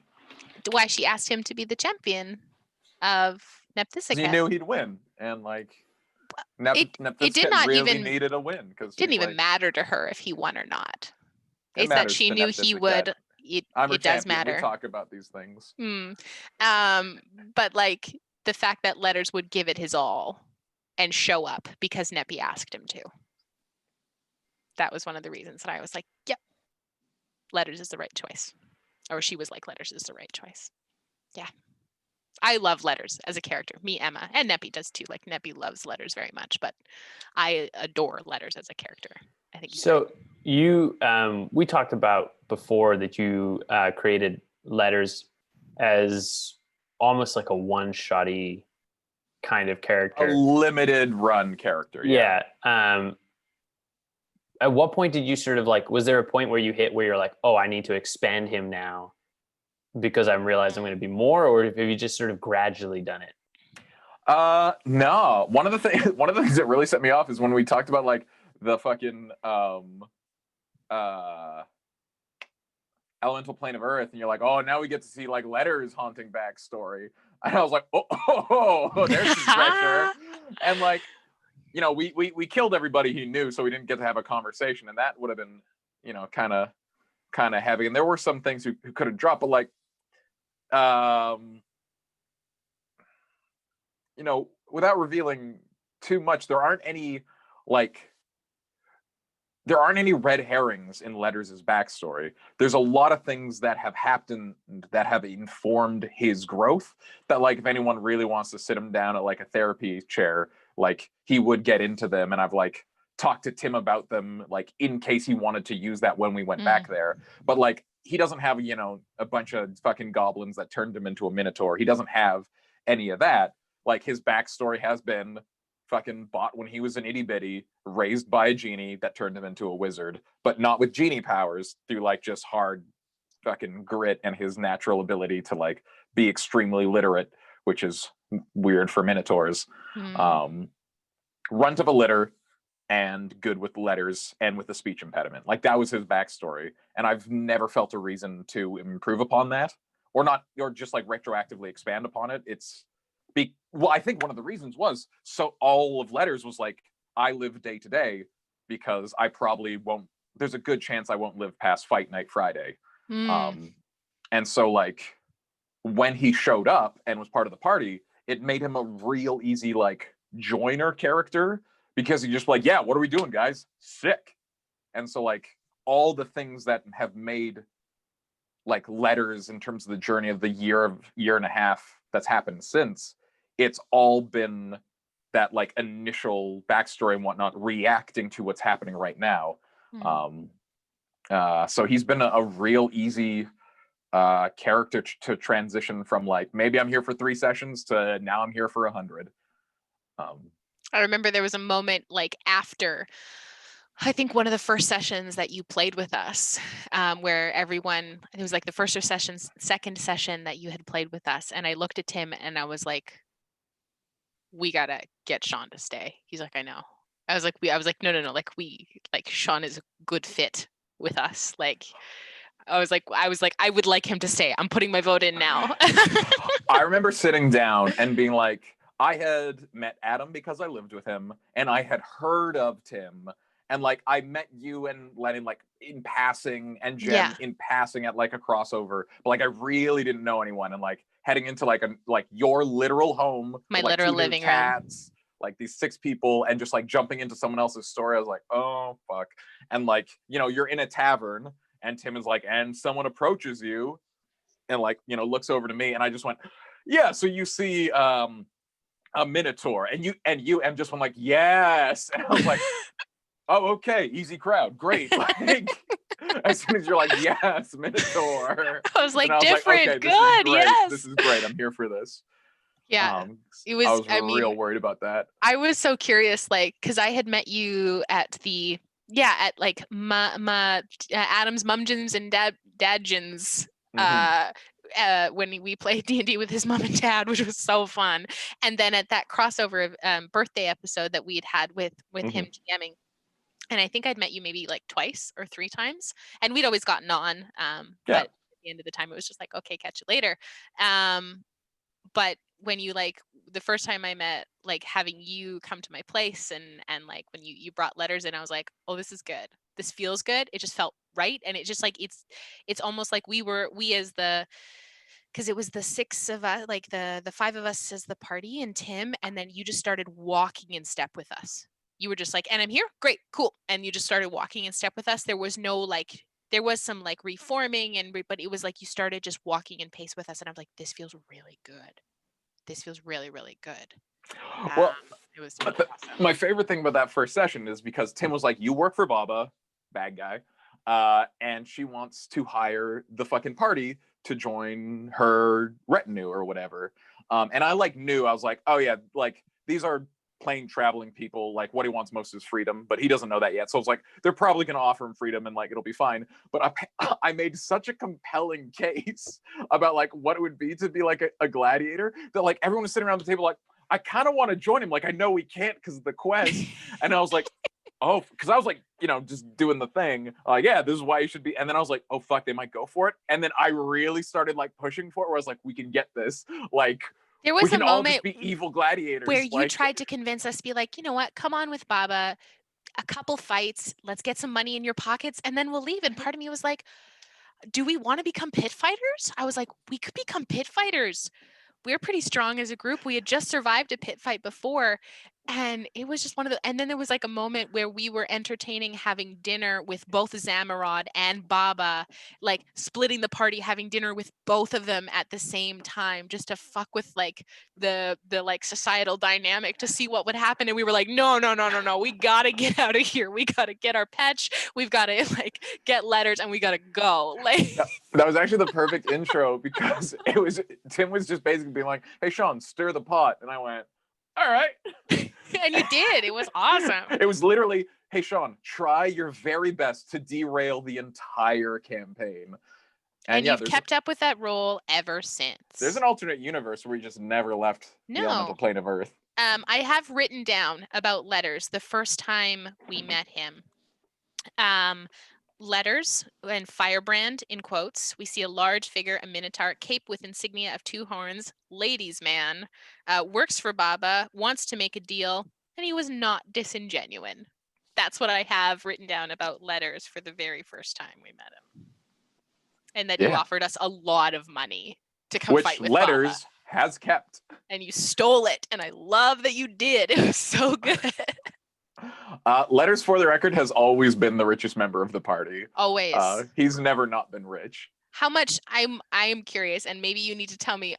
This is chatWater, so you can tell me like how much money does Letters have right now? Yeah, like on his person. Yes. Oh, because he did like stash half before he left. Yeah, you stashed half at home. Oh God, did I even keep track of that? I must have written a note. Oh no. Post it. I don't know where I stashed that note that says how much I stashed. Oh God. Well, you were given $41.50. Look, we can dig into the math hole later, but yeah, Letters at the moment, you know, with whatever I've got, he's got $9,000 on him and some change. Holy shit. And he's probably got another 2 or 3 in a box somewhere. For most of this campaign, Neppy has had about 200 gold pieces to her name. Hey, I'll give you a high interest loan. Like, Letters is a businessman. Look, yeah, but he's money doesn't matter to Neppy. He's got a shipping company that he needs to fund. He's got to start that Zorn Ranch, the Spider Dome. That shit costs money. Like, look, I'll tell you straight up, the fucking Blackwater Bar and Grill is not in the black. No, certainly not now. We can work that infamy for our favor, you know. That is something I fucking love about Letters that I did not plan on. It was just like, I love starting businesses. You've started so many. I love it. You're always Just the wheeling and two. dealing. And Just the two. But there's so many potentials in the works. It's There's the true. one with Jongles 2, like all those ones. Jongles 2. So good. I know I'll never reap the benefits of the Dresden Trading Company. Like, it's just got to be a slow burn. Like that's going to take like 10 years for it to really kick off. But Campaign in 2. the future, there will be just naval minotaurs, like whose just whole thing is like, or seafaring cowfolk, and I'm like, that is the best. I am like me riffing off of that. I am so curious because we talk about campaign 2, and we've been talking about campaign 2 a lot lately. I think we were all really scared about the and it might start this week. Yeah, that it might have started last week. There was a moment where Neppy was very low on health, like one more shot and I would have gone down, and like Finnan was almost out of healing, and like had one of us, it would have been really bad. Like all three of us who get healed. That first breath attack, I was like, we got to teleport. We're not fighting this thing. Like, and then Neppy got shot down, and you're like, we can't tell. And I was like, we can't teleport now. Yeah, high risk, high reward item. My amulet. But like there was a moment where I was just like, what changes are going to happen to the world? Because campaign 2 likely won't be set on Wolfar. It'll likely be set on a different continent. I have my thoughts about which one it'll be set on, but that's for a different chatwater. But I'm so curious how each of our characters will have altered the world in some way, and like what ripples that will have when we're starting off for campaign 2. Oh fuck, let's just say that all our characters died in that fucking dungeon. Jeez. Like, let's say the Mother of Gold, or whatever the fuck she was called. The Gilded Queen. The Gilded Queen, I was pretty close. Just fucking deathed us all. Yeah. And like none of us made it out of that cave except for Clack, of course. Clack you would have just melded and you would have just hidden and been a good boy, and he would have been fine. Like, can you imagine the fucking like beautiful like burial thing that Kamea would make for like fucking Callie? Like there'd be like fucking flowers around it, and she'd be like made of stone or marble or something. Yeah. And like, because that would be really tragic if it happened like right now, because like I feel like we are just getting our steam in terms of like affecting the world at large. Yeah. But like there's some big god shit happening, and we're like affecting the whole world now. Mm-hmm. Like 2 high priests of religions gone. The high priest Arathis would be pissed. Nepthisicat would be pissed. She's got others. She'll be fine. Sure. Like, Arathis only knows kokanee. Only knows kokanee. That's it. Arathis is the person who goes to university and just hangs out with that one person they went to high school with. Like, they weren't even tight in high school, but they're the only person they know, and they're afraid to make new friends. That's Arathis. Right. Yeah. No, like the queen's wife gone. Yeah. 2 high priests gone. The Relauven, the only tether, one of the only tethers that Relauven has, the strongest tether that Relauven has, gone. So it would just be Relauven and like Mako. Mako, yeah. Mako, and he's like, whoa. I'm like, I'm in your head now, dude. Let's talk all the time. I personally don't think that even if you guys had died, you would have been done, because I don't think the Matron of Vengeance would have let you guys go quite so easily. Oh fuck, you're right. She would have been like, no, you're not done yet. Go out there. I have things for you to do. She would be, well, I think there would be like, yeah, I think there would be that, or there would be like, if Clack was the only one to make it out of there, he would have rallied some troops and been like, we gotta go get them back. Here's a hot take, and I'm glad that Tim's not watching this. He is, because this is a secret. In a case of like a TPK, this is exactly what the Matron of Vengeance is going to show up. She's like, hey, I control death or whatnot. I show up, depending whoever dies last or whatever, like, it's like, I can get you out, and I have the power to bring like 1 or 2 others. Like, however many people have died, you get to bring half back. And that's just going to be a choice that like whoever is left standing is going to have to make. And it's going to tear our hearts out. And Tim will just sit there looking like this. No, that face that he made at the end of the episode when the Gilded Queen went up to him. Yeah, just that like immortalized forever on our Instagram. Gosh. Yeah, I am nervous. About the matron of vengeance stuff? If you guys all died and he made one of you pick 2 others to come back and made the rest of them re-roll new characters. But see, I don't think Tim would ever do that, so I can't even fathom that possibility. I don't think he would do that, but I still think that would be quite the matron. She fucking sucks. I don't know. We'll save my thoughts about the matron of vengeance for another time. It's a comeback story. It's a comeback story for sure. Tim and I think from that, like, one of the projects that Tim and I have started recently over the last little while is writing some of the very, very deep, like, lore of the world of Terrace and like creation myths and like stories of how the world was created, the universe and the multiverse was created. And I like, it's all stuff that I knew, but seeing it in kind of those broad strokes and like thinking about where this campaign, where and when this campaign takes place in time, feels like we're very much on the precipice of something, especially with the stuff around the Orphea, like essentially like a major god, Tiamat, is dead. Done. Just like done. That is one of the mainstay evil gods that has been around since dirt. Gone. Yeah. And we, Blackwater, are going to open the Orphea. We are going to, like, what? Yeah, that's really gonna put a target on our backs. We'll cross that bridge when we come to it. We'll get cross that bridge when we come to it. But like, we'll leave that to the table. We'll let that happen. Leave it to the table. But that's like that's where my mind thinks about. And like sometimes Tim just looks at me and he goes, I just really want to tell you this really cool thing and I can't. And I'm just like, fuck you, dude. That's so rude. My mind always goes to the logistics of transporting spiders across planes and the challenges that will, and the amount of time that will require. I feel like on the next downtime, that's Letter's main goal is like. No, he has so many things. Like the spider domes are gonna take a minute. Like he might need to outsource those. Oh God, he's got so many fun outsourcing ideas, guys. Like the next time we have like a we'll leave it at the table. Let us be at the table. The Gilded Queen was actually Tim sent me stat block for that monster weeks ago. Rude. It was rude in more than one way because I knew what you guys were going to find down there.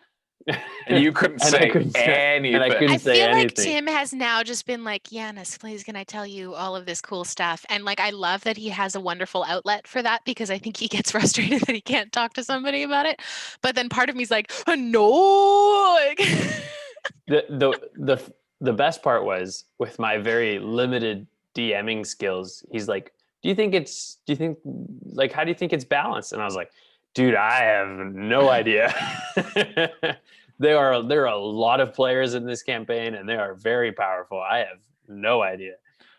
I understand that once you hit level 15, like you just have to throw the fucking like challenge rating out the window and you just have to feel it out.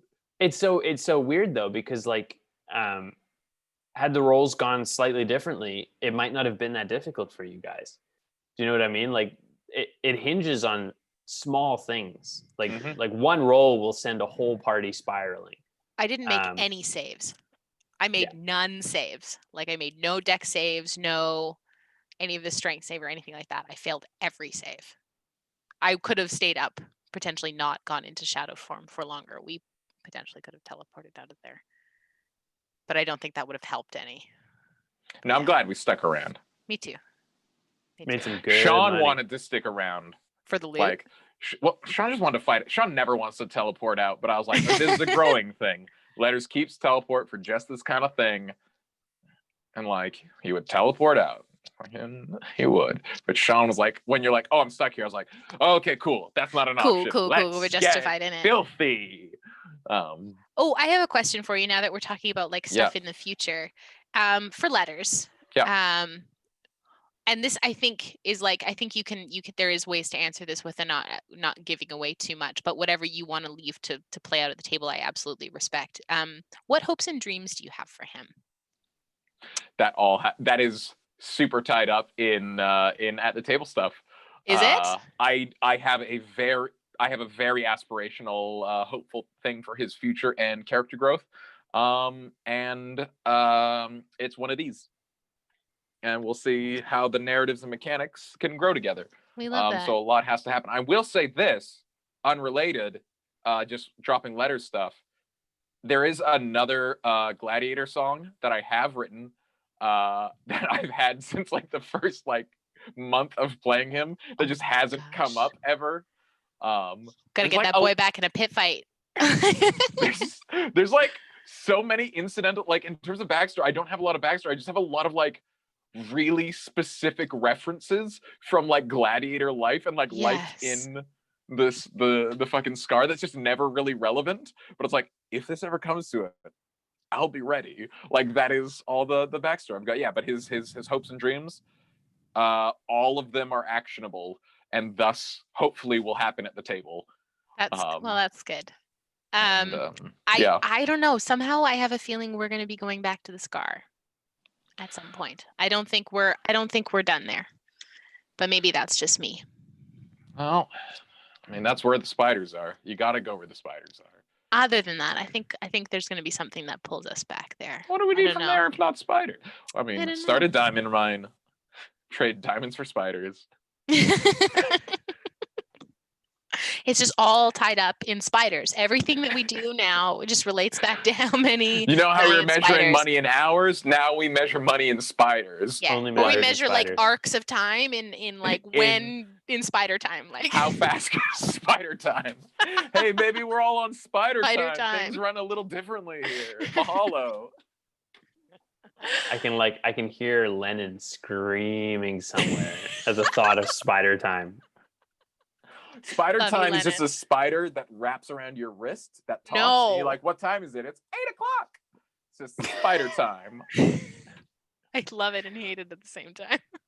That's something that I can work out with Spooky. That's one of the things with me as a player is like growth has been like, how can I incorporate my party members? How can I support my party members? And so I'm like, how can I incorporate my party members into Letters' like entrepreneurial schemes? Like, love it. Who would want to start the Spider Ranch? Because Spooky's down for the Spider Ranch. She is. And I keep thinking like that. I was like, okay, I've got all these dumb plans. Can I get anyone else in the party involved in it? And so far, so good. I really liked chilling with Courtney and being like, show me how to build things, because I can just manifest stuff, but I'm bad at architecture. He was like, I'm making boxes. Like, I don't know.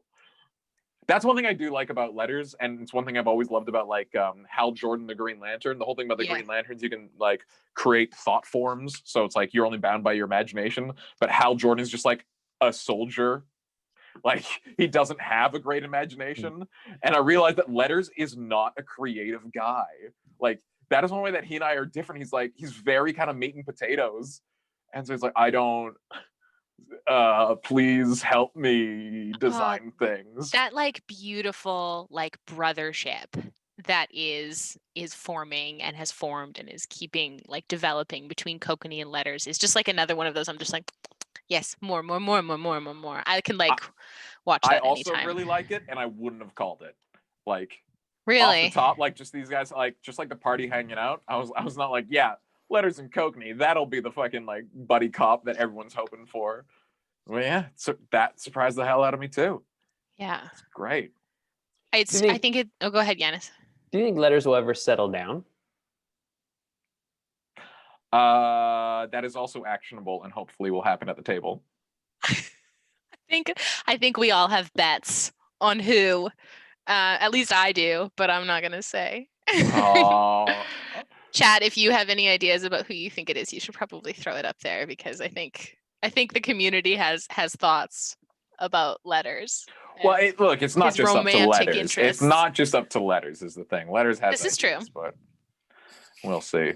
That is one thing that's super, again, in terms of like where he thought his life was at, living day to day.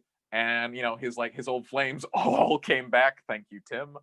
And just like so when amazing. That happened, it was another thing where I was just really caught off guard. It was like, oh, this is not what Letters wants anymore. And that was really cool to be like, oh, like super awkward. But he's like, oh, I'm actually a different person. And like, I knew I was in like a lot of ways, but this is really clear that like, yeah, just like fucking chasing tails is not the thing for him anymore. He's got other things going on. And that was really cool. Also, I just like everybody that he dated in different ways. Like, it was really fun creating them.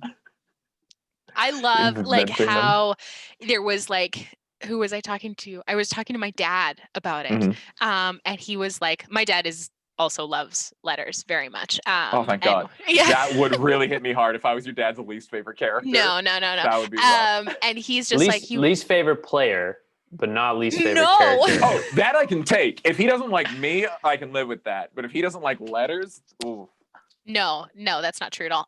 Yeah, no, he was just like, he was saying, he's like Sean knew, and Tim's mom was also talking about this. He's like, Sean knew exactly who it was. Tim was just like describing their coloring, and he was just like, hello, Rosie, or like, hello, Blue Ribbon, or and I was like, this is amazing. And I was like, and I thought I went deep into like people and places in Neppy's backstory. I was like, very, very, it was very lovely to see. I loved it. All my prep is just extremely localized references of the scar. As it should be. As it should be. Like, no one's really talked much about like other gladiators or whatnot. But if they want to talk about it, we're ready. Like, we're here about it. I want to, see, now that's things that I want to talk about with Letters, but that like, I think gotta happen at the table. Gotta happen at the table. It's actionable and it happens at the table. I like that phrase. That's my new favorite actionable thing. And it happens at the table. Because I think sometimes like I'm an open book with Neppy. And I think sometimes I try to like not like Neppy would talk about how she's feeling, but she's also has a strong sense of like propriety and needing to appear a certain way in front of folks. But I love that. I love the sense that there is like obviously stuff that is kept quite close to one's chest and is not, and that we as players have these like hopes and dreams and aims for our characters. But if stuff is in the works, it has to be played out. Yeah, it's just so much better if no one knows it's coming. You know, like except for maybe Tim, because you know, so good. You never, yeah. Well, that's different philosophies whether you want to surprise your DM or not. But like, it's just so much better to like let it be a surprise the way it would to the characters. And if the characters like catch on to what someone is doing and like call them out beforehand, then that's great too. Yeah. But like if you and I just start talking about, I'm like, here's something that I want to work on, then that's less fun for you when it eventually happens. This is very true. This is so true. I think that's something that's been really, as someone who's been in this campaign from start to present, that's been something that's been really cool to see, is these wonderful characters that just came together for a one shot and then have joined, like Lennon joining with Callie like a couple sessions in, Adam joining in a little bit after that, and then you joining in last year, is like how all of these people have grown and that they're not done growing. That like we have these beautiful, wonderful people, these characters who have really and truly come together as a family, would do anything for each other, and just are like constantly changing, constantly evolving, separate to and also with each other. I think it's fascinating. It's a wonderful microcosm of humanity, and I think that's one of the reasons I love this game particularly so much. It's very good.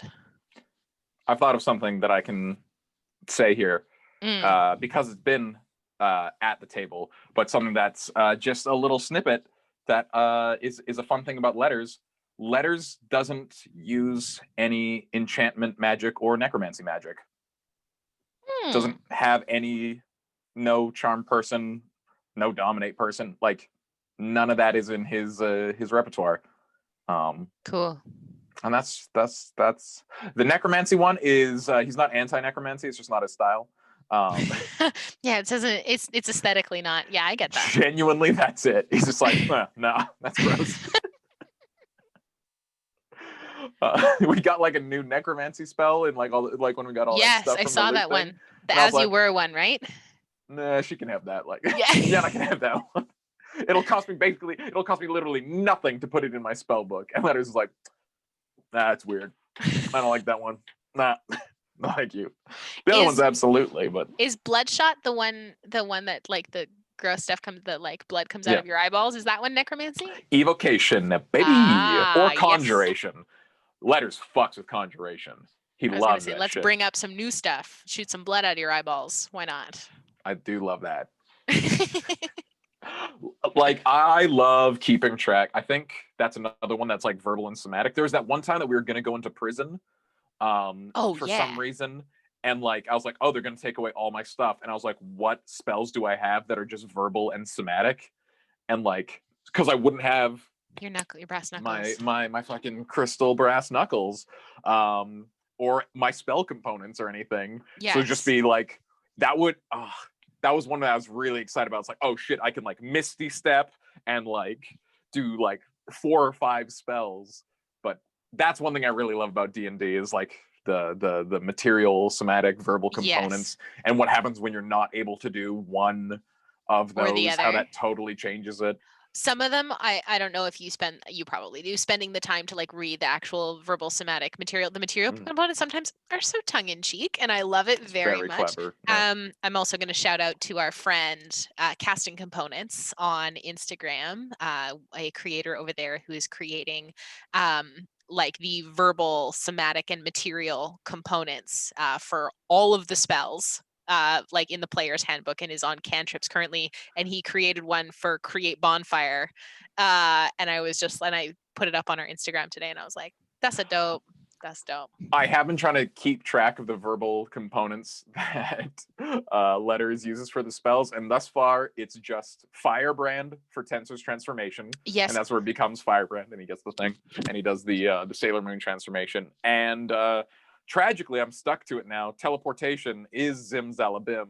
Zimzalabim, absolutely, you are stuck with that. Is a reference to not the Venture Bros. The Venture Bros were a reference to that. The Quest Brothers, I think it was called. Yeah. And I'm like, oh, I wouldn't have made that choice, but now I'm deep in it. Now it's just Zimzalabim. Now you're stuck to it. Sometimes you just add yourself into a corner, and that's just something you have to reconcile with. No, I love anytime one of us at the table like picks something to like hold on to with respect to magic. I think it's such a wonderful way that you can customize your character and really make the spells your own, rather than just like, oh yeah, I cast this spell. It's like, oh, I do this thing with my hands. You see this stuff happening. And Zimzalabim is one of my favorites. I don't think I will ever not associate teleportation with Zimzalabim now. Look, Quest Brothers knew what they were talking about. Like that's all I'm gonna say. They knew a catchphrase when they made it. And like Neppy doesn't have any like, I mean, I have like some stuff about what her magic does and what it looks like, but I don't think she has any catchphrases because it's all divine. It's like it's never too late. It's never too late. Like just She'll be learn. like you cast Cure Wounds all the time. Just be the like diamonds in the mouth thing. That is something that I've always like done with any this Neppy's the first cleric I've played. So the first time I had to revive someone, I was like, yeah, I put the diamonds in the mouth. And then I cast Revivify. And Tim was like, oh yeah, okay. So that's how slam those stones. Like in there, chip their close teeth. your mouth. Yeah. Oh god, that's so unpleasant. Wake up. You come back to life, but your teeth are all fucked. Here's my pitch: Cure Wounds, blessings from my goddess. No, that's guidance. That's guidance. Blessings from my goddess. Yeah. There you go. Hell yeah. 100%. Because that's how blessings from my goddess is, for anyone who's wondering. That's how I used to end every sending spell. When I did sending early on in the campaign, it was always the last. I had to always make sure I had 4 left to say blessings out from my of 25. Out of 25, I had to say blessings from my goddess at the end. Just like the same as Kokanee. Every time he starts sending, goes, "Hi, it's Kokanee Blackwild," or "Hi, it's Kokanee Lightkeeper." It's the same thing, just the other way. Yeah, it's good. You should do hang in there, champ. Hang in there, champ. Hang in there, champ. You're doing great, pal. Well done, sport. Yeah, it's great. That's the character that the campaign needs, is that like Neppy awkward stepdad. Neppy stops being the team mom and starts being the team awkward stepdad. Yeah, it's such an energy shift. Like you didn't anticipate it, but it works, you know? Like We're all about character growth on Blackwater. Yeah, We're all growing. None of the characters have arrived. They're all in motion. always fluid, And dynamic, Neppy changing. is moving to being an awkward stepdad. Yeah. I mean, I was just We actually... really shouldn't have revealed that. That was supposed to be actionable and at the Gosh, table. that was supposed to be at the table, Fuck. Sean. And You now we gotta messed throw it up. out. Now we gotta throw it out. Fuck. At least we didn't mention the part where Letters joins the circus. Yeah, that was really something we weren't supposed to mention at all. Letters is pretty good at circus. Pretty good at performance. Pretty good at circus, like it's one thing. I am good at circus. I'm good at circus. It isn't. Well, this is the thing. He's not actually proficient in athletics. He's proficient in acrobatics.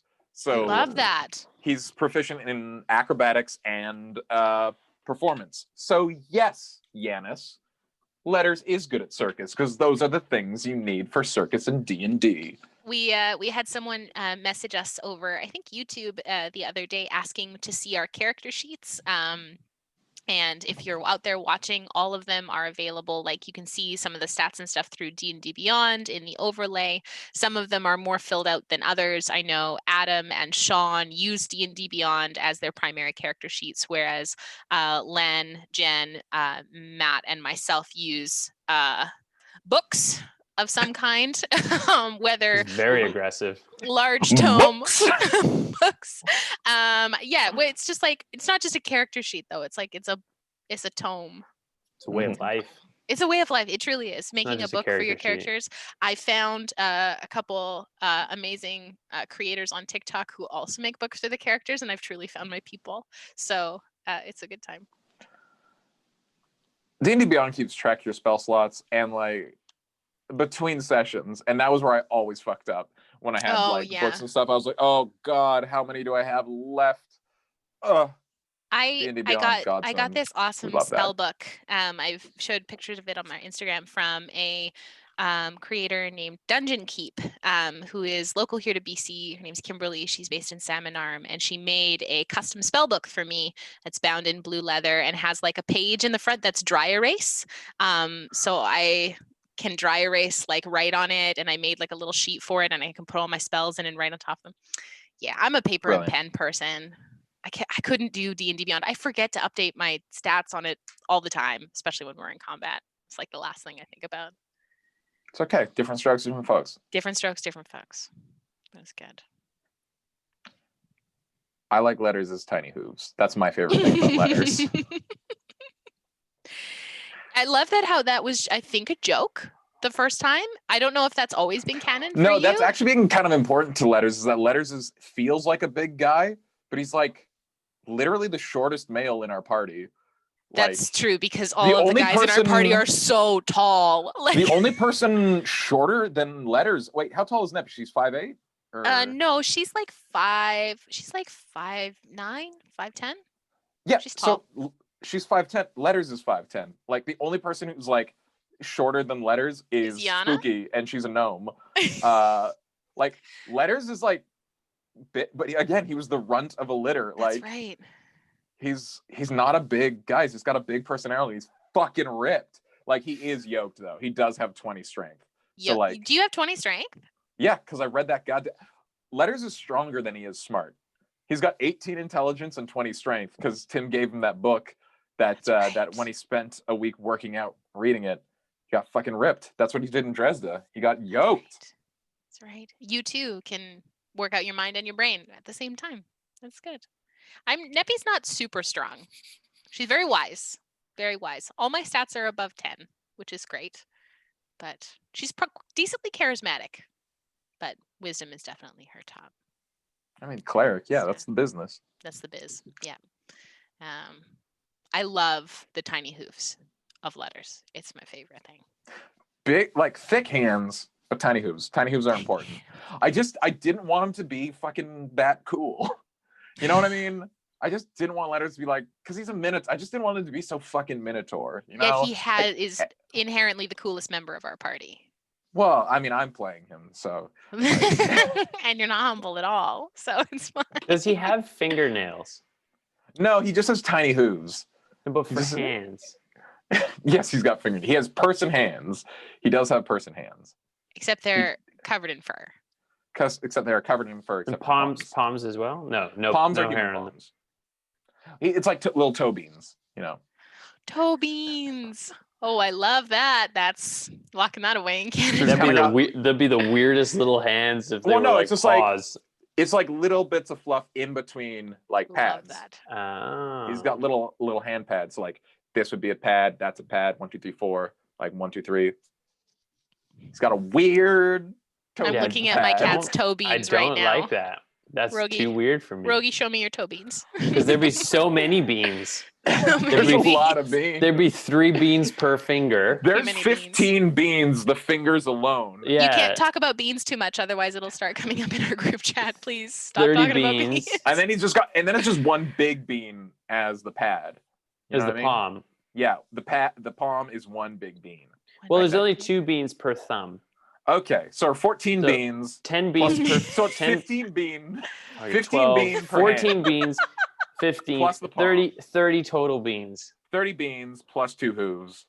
See, I always like to think he had hooves as fingernails. No, So the fingers ended in little hooves. that's so strange. Can you imagine tiny little hooves at the end of each clompy can. hand? Like I can't. No.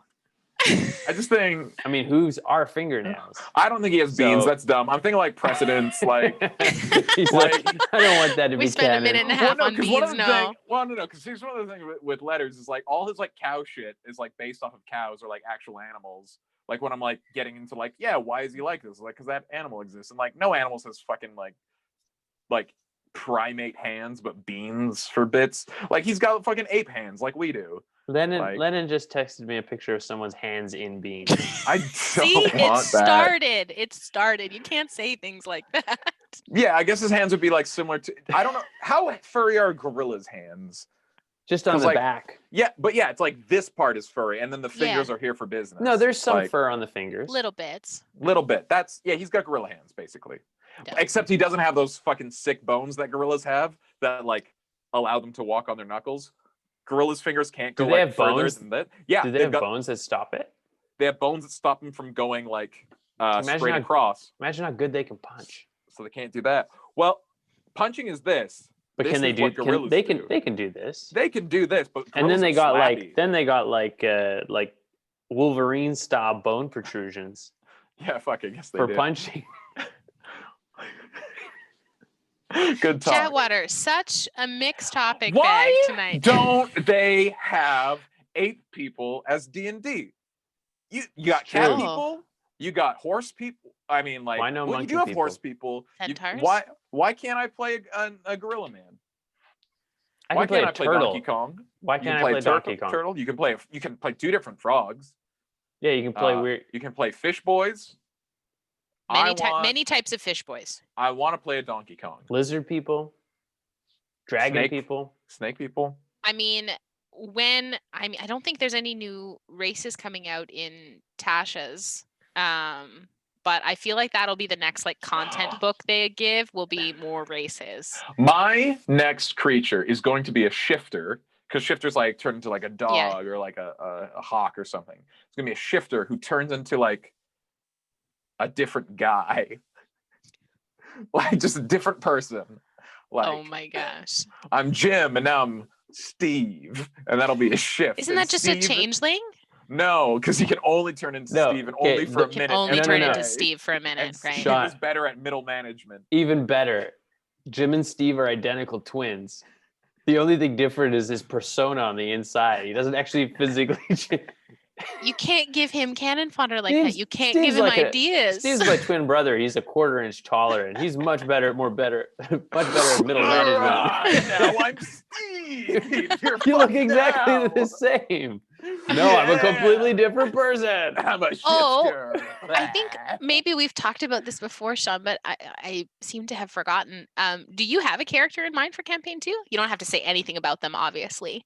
Let me tell you, I've put a lot of thought into this, and because I understand that we're thinking of doing the defining moment thing for campaign mechanics, 2, so which I cool. absolutely love. Which, for those who are uninitiated, it's basically we start at level 0, which we're all like basically peasants or common folk who don't have any real powers, and we're just like, I don't know, fighting like real bottom of the barrel stuff. And then something happens along the way, and we as players be like, that's a defining moment.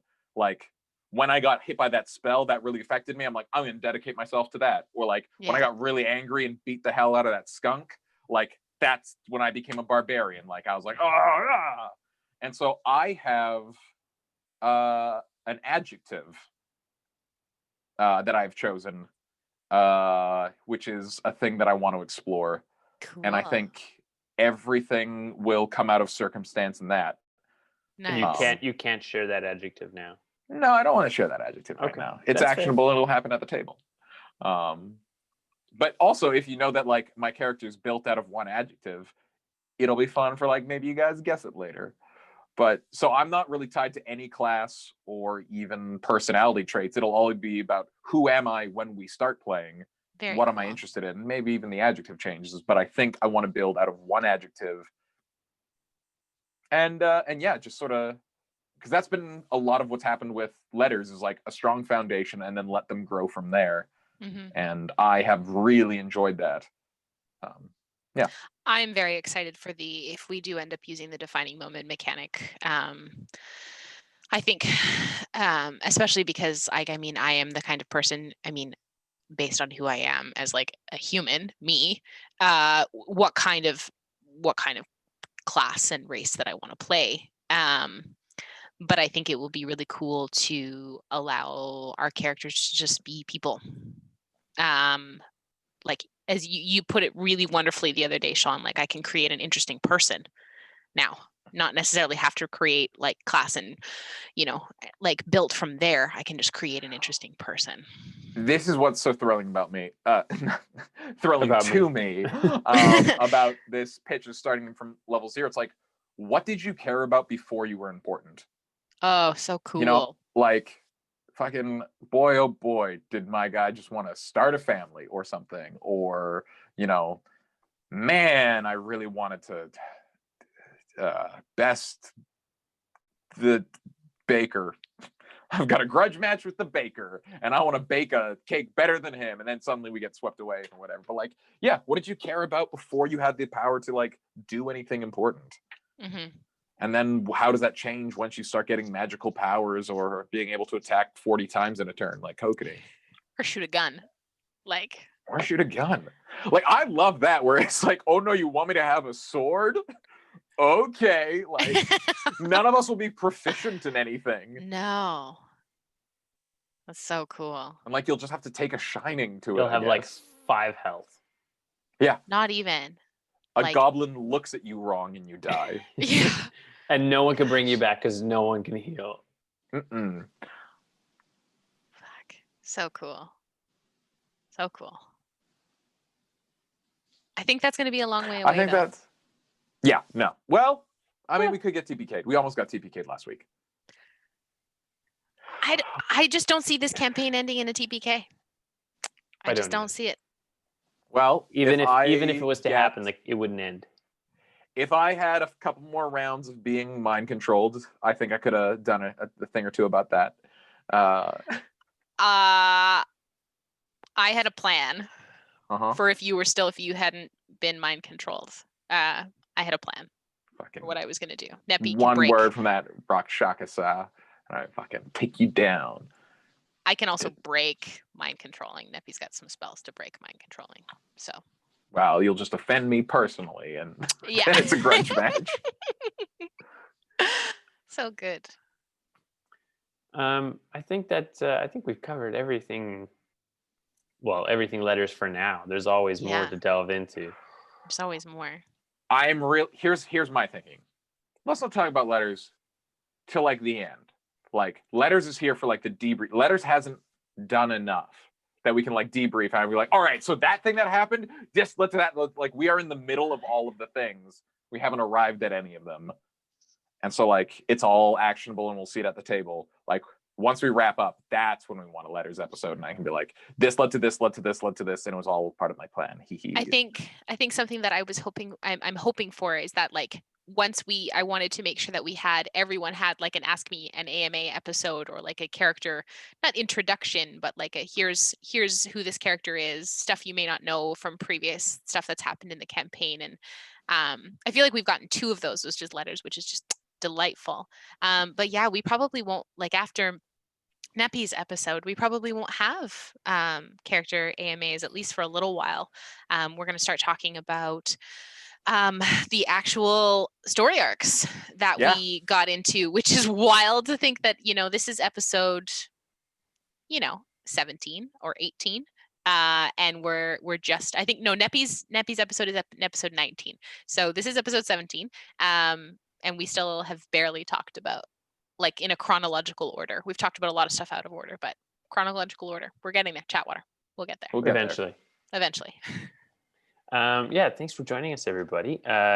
Just a reminder, there's no show this Wednesday. This is our Wednesday off, and then we will be back on Saturday at 8 p.m. for our regularly scheduled show, and then back next week again, 8 p.m. For another show of Chatwater. Next Chatwater, we will be discussing some GM archetypes and GM styles. So I'm super curious. I've been compiling lots of information from deep, dark, twisty corners of the internet, and we will. I'm excited to delve into those. It's gonna be exciting. Very awesome. Keep an eye out on that Instagram for our giveaway that will be coming up very, very soon. And we'll see you guys on Saturday night. Love you guys. Thanks for joining us. Bye. Kiss.